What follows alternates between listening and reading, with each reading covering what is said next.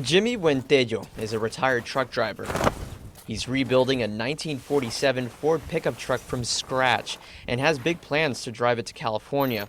But early tomorrow morning, he's going on another trip to Boise, Idaho, to visit his long-lost son. About 6 o'clock, 6:30, I think I received a phone call from him. On Sunday, our sister station KBOI in Boise spoke to his son. His name is David Hunden, and he says he's been looking for his biological father for most of his life. I don't expect everything to be smooth and easy, so, but I'll take what I can get out of the whole thing.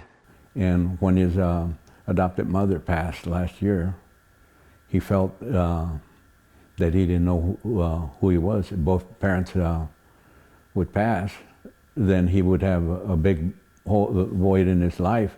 Last month, Buentello submitted a saliva test to Ancestry.com looking for his grandfather's ancestry. After putting himself in the database, his long-lost son was able to find him. But we were talking since 3-4 times a day.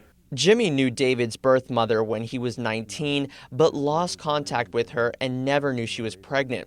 Shortly after being born, David was adopted. He says he tried to find his dad through adoption agencies, but would always come to a dead end. Jimmy and David haven't met in person yet, but they've already discovered they have a lot in common.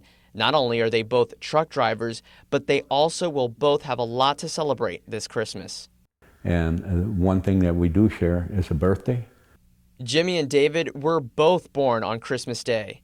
I had a family, but I wasn't quite like them in some ways. You know, I didn't look the same as my dad. Jimmy already has 2 other children and 5 grandkids. And with David's children, there would now be 2 new grandkids. And I would love to thank his adopted father for giving him that.